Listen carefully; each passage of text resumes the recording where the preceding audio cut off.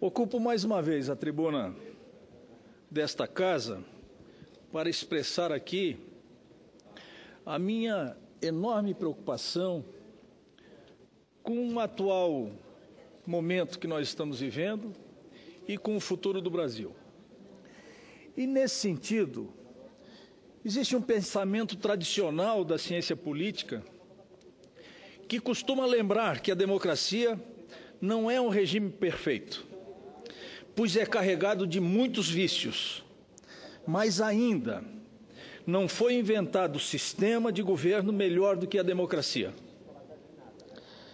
Em analogia, quero afirmar que o parlamentarismo é o menos imperfeito de todos os modelos de governo.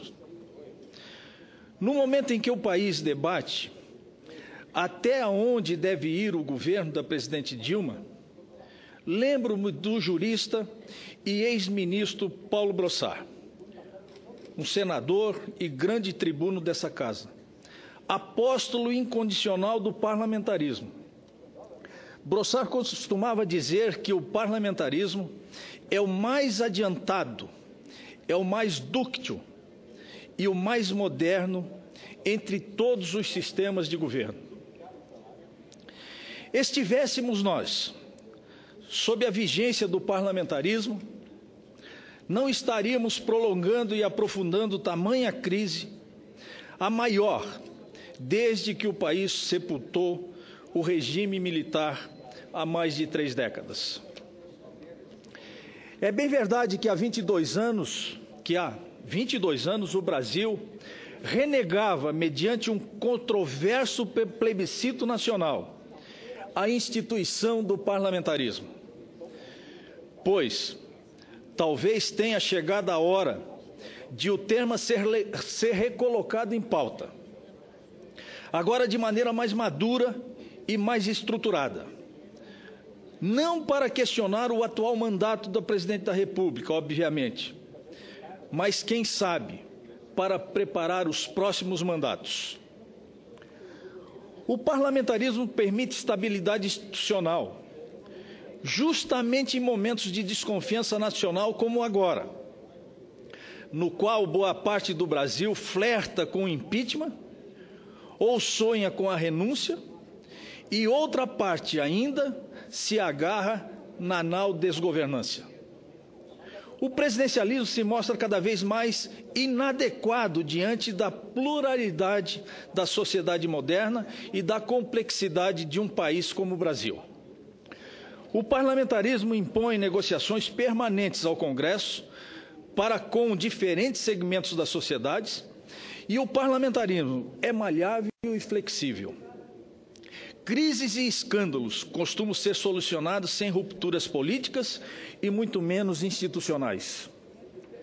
Há outras inúmeras vantagens, como a agilidade na apreciação de leis, a obrigatória e permanente comunicação entre executivo e legislativo, gerando mais transparência e fiscalização.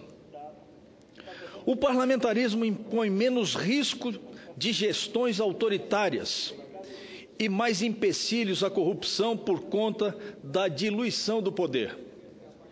No parlamentarismo, os partidos precisam de programas mais claros e facilmente identificáveis, o que vitamina o processo democrático e reduz a salada das letras partidárias que confundem e desestimulam o eleitor e a nação. No parlamentarismo, chova ou faça sol, o mandato é inalterado. Somente após 4 anos a sociedade tem o direito de discutir novamente para quem vai passar o bastão. Nesse interim, o mundo dá muitas voltas. Crises surgem e se dissipam. São bem ou mal enfrentadas. Governo mantém ou perde legitimidade. E o eleitor, invariavelmente, muda de opinião. Se o país é presidencialista, nada disso importa. O governo permanece inalterado, mesmo frágil e agonizante, até a data da próxima eleição, arrastando a economia para a insolvência e a classe política para um descrédito ainda maior.